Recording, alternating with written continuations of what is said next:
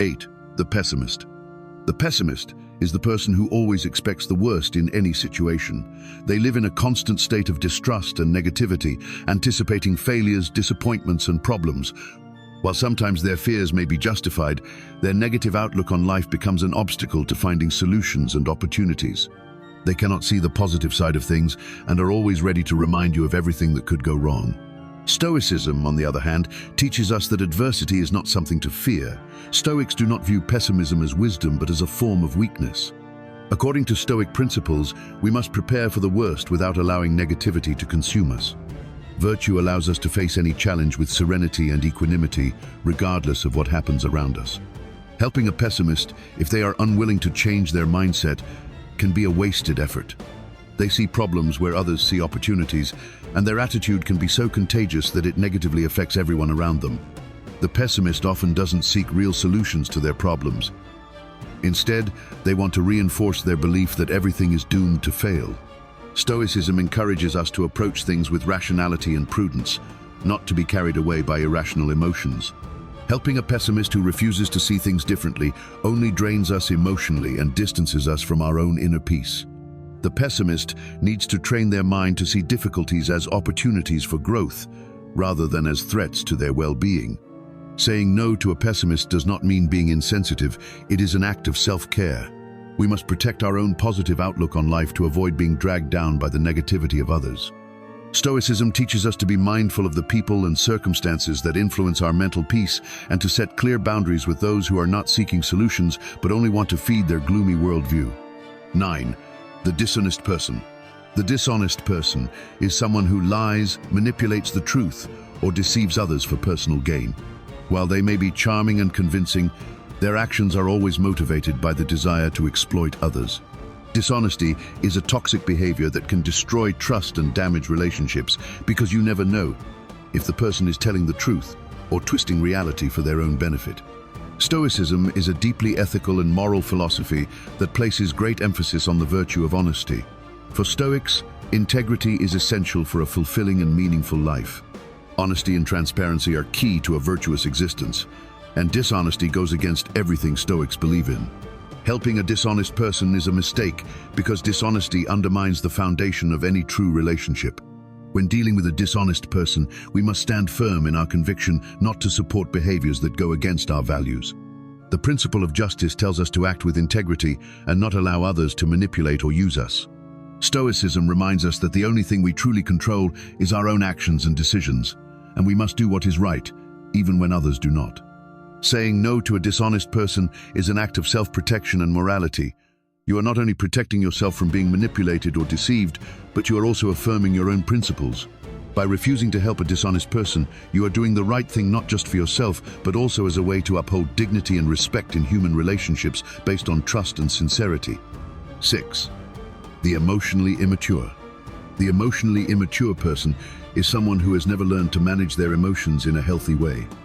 Their behavior is dominated by impulses, whims, and exaggerated reactions.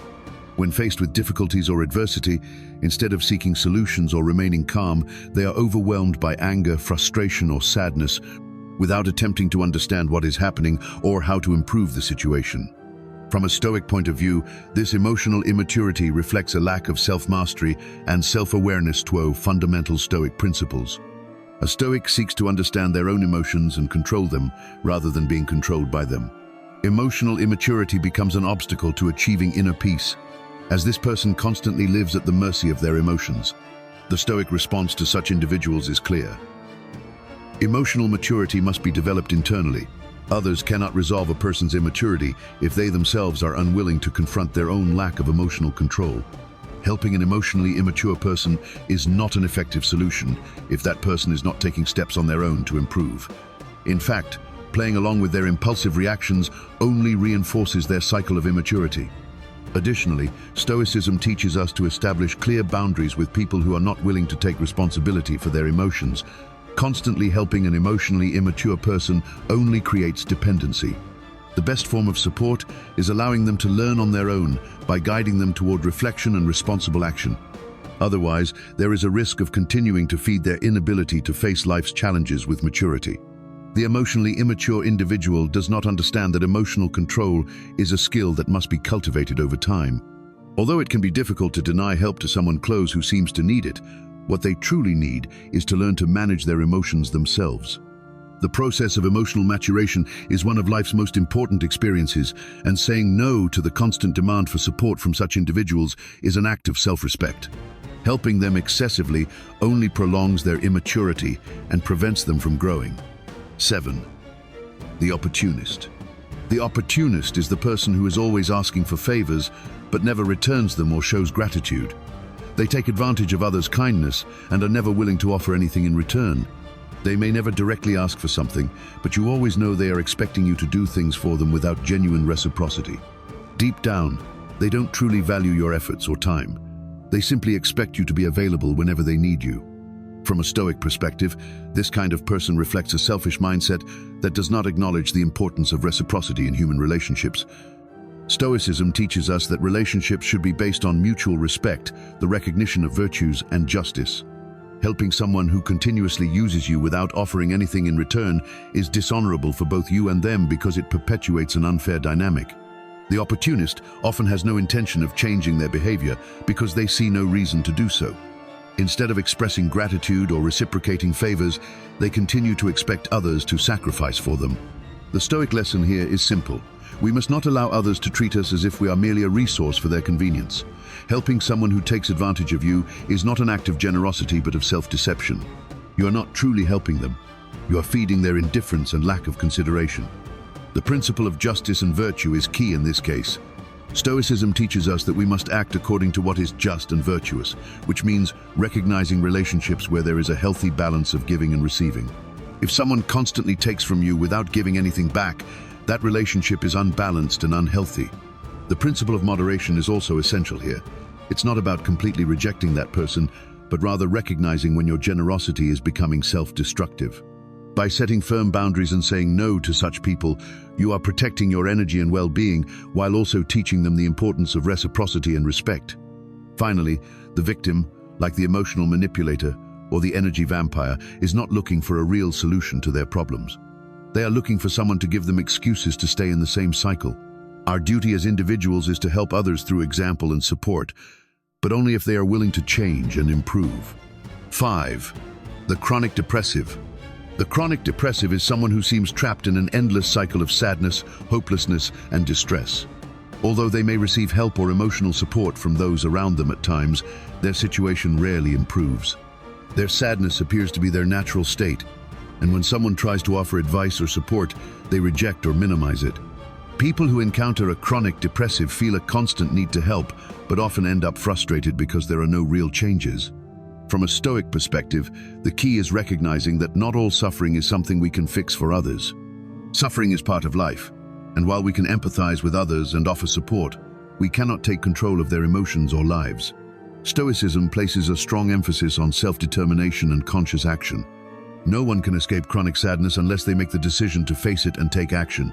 While emotional support is important, in the case of the chronic depressive, the key lies in motivating action.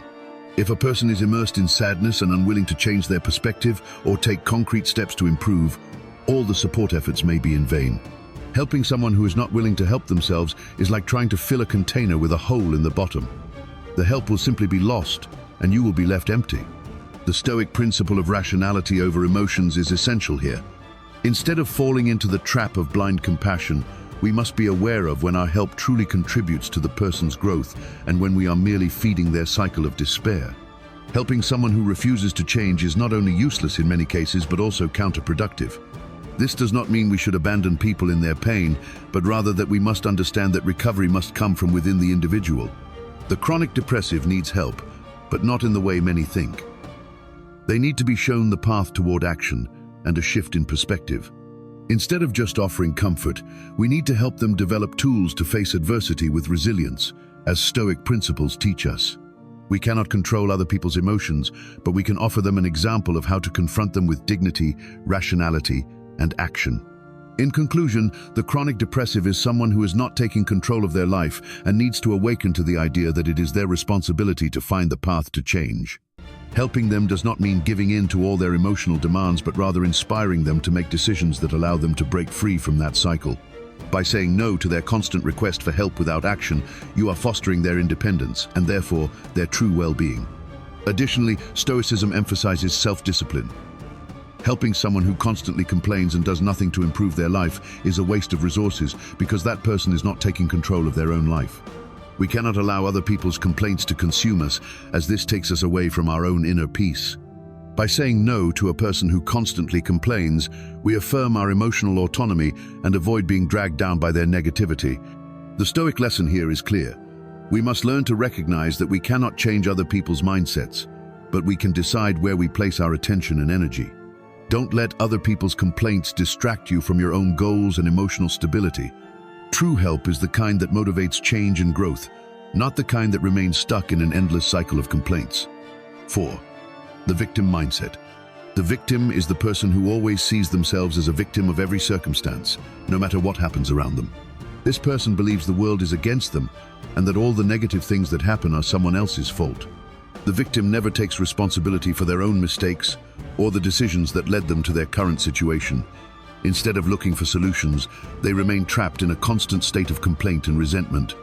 In Stoic philosophy, the central idea is that we cannot control what happens to us, but we can control how we react to it.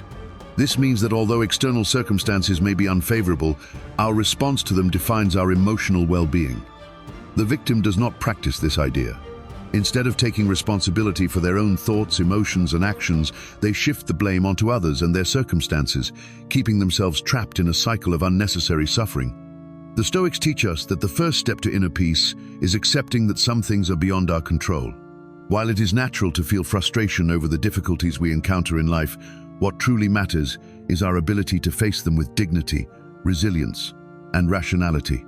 The victim, by rejecting this responsibility, refuses to improve their situation and therefore to grow as a person. The Stoic attitude invites us to see challenges not as something to be avoided at all costs, but as opportunities for personal growth. Victimhood is a way to escape this responsibility, a defense mechanism to avoid facing one's fears and difficulties. Helping a victim is not only useless, but can also lead us to adopt the same mentality. We cannot solve someone's problems if they are not willing to do so themselves. When dealing with a victim mindset, remember that your own peace and well-being are fundamental. Stoicism teaches us to focus on what we can control: our reactions, our emotions, our decisions. If someone is trapped in a victim mentality, you cannot help them unless they are willing to acknowledge their responsibility in shaping their own destiny. Saying no to a victim mindset is a way to protect yourself from their negativity and to prevent their problems from becoming your own. Moreover, saying no to this person is also a way to strengthen your own character. Stoicism teaches us that we must be firm in our convictions and decisions. We should not allow ourselves to be dragged down by other people's emotions, especially when those emotions are not directed toward problem solving, but rather toward perpetuating complaint and suffering. 2. The emotional manipulator. The emotional manipulator is that person who, instead of asking for help directly, plays with your emotions to make you feel guilty for not doing what they want. They know how to take advantage of your kindness and your desire to help, using emotional manipulation tactics to make you feel like you can't say no. They make you believe that if you don't help them, you're a bad person, or you're failing as a friend, family member, or partner. In Stoicism, the key to dealing with emotional manipulators is controlling our emotional responses. Epictetus, a Stoic philosopher, reminds us that it is not events themselves that affect us, but how we choose to respond to them. This means recognizing manipulation when it happens and consciously deciding how to react. The emotional manipulator is not interested in solving their own problems. Their only goal is to get you to solve their problems for them while they remain in their comfort zone, avoiding responsibility. This is clearly destructive for both you and the relationship. The Stoic solution is to recognize that manipulation is not something we should tolerate. We are not responsible for other people's happiness or well-being if they refuse to take responsibility for their own lives. Self-care and healthy boundaries are essential here. Emotional manipulation is a selfish act because the manipulator exploits others to avoid facing their own challenges. Saying no to a manipulator is an act of inner strength. By saying no to these people, you not only protect your time and energy, but also your sense of identity. You cannot allow others to dictate how you should feel or act. Stoicism teaches us that we must maintain a rational and objective attitude toward situations, including recognizing emotional manipulation tactics. We cannot control other people, but we can choose how we respond. The best way to deal with an emotional manipulator is to stay calm, set clear boundaries, and remember that your well-being is not subject to the demands of others. 3. The constant complainer. The constant complainer is the kind of person who, no matter what you do for them, always finds something negative to say. Nothing ever seems good enough for them, and they are constantly looking for reasons to complain about everything. This victim mentality can be extremely draining because they rarely take action to improve their situation. Instead of acting, they prefer to stay trapped in a cycle of complaints and frustrations. In Stoic philosophy, this constant complaining mindset is directly linked to the concept of accepting what we cannot change. The Stoics teach us that external circumstances are mostly beyond our control, but our reaction to them is the only thing we can manage. If someone constantly complains about their situation but is unwilling to change or seek solutions, Stoicism teaches us that we must protect ourselves from this negative energy. Seneca warns us about the danger of wasting time on things that are not worthwhile. Helping someone who always complains but never does anything to change their situation is like trying to fill a glass with a hole in the bottom. You will never be able to fill the glass, and you will only lose your time and energy in the process. Imagine you're sitting in a cafe, enjoying your favorite coffee, when you receive a message from someone you consider a friend. They urgently ask for a favor, something you know will cost you time and energy. You decide to help because you've always been the person who is there for others. But as you do what they ask, you realize something you hadn't noticed before. The other person doesn't even thank you. They show no appreciation, not even a small gesture of recognition. And worst of all, they don't seem interested in changing their situation. They simply expect you to keep solving their problems. At first, helping seems like the natural thing to do, a way to be supportive. But over time, that same person starts asking for more and more. Every time they contact you, it's only because they need something from you. And you, unable to say no, keep giving, putting your own interests and needs aside. You feel exhausted, frustrated, as if you're giving without receiving anything in return. Does this sound familiar? This is the story of many people. The reality is that sometimes helping others can be a double-edged sword. Stoicism teaches us that not everyone deserves our help. And most importantly, it gives us the tools to say no without feeling guilty. Today, I'm going to show you how Stoicism can be the key to protecting your emotional well-being and setting boundaries with people who don't respect them. Have you ever had to say no to someone who emotionally drained you? Tell me in the comments about your experience and how you handled it. I'd love to read your story. If this video has helped you understand the importance of setting boundaries, don't forget to give it a like and subscribe to the channel. Turn on the notification bell so you don't miss more life lessons based on Stoicism. See you in the next video, where we'll learn more together about living with peace and wisdom. 1. The emotional vampire. The emotional vampire is that person who seems to have an endless ability to drain your emotional energy without offering anything in return. These individuals constantly seek you out when they have problems, but are rarely, if ever, there when you need them. The relationship with this type of person follows a repetitive cycle. They ask for help, you give in, and in the end, you feel drained. In Stoicism, this situation is deeply connected to control over our emotions and the need to be aware of what we allow to affect us.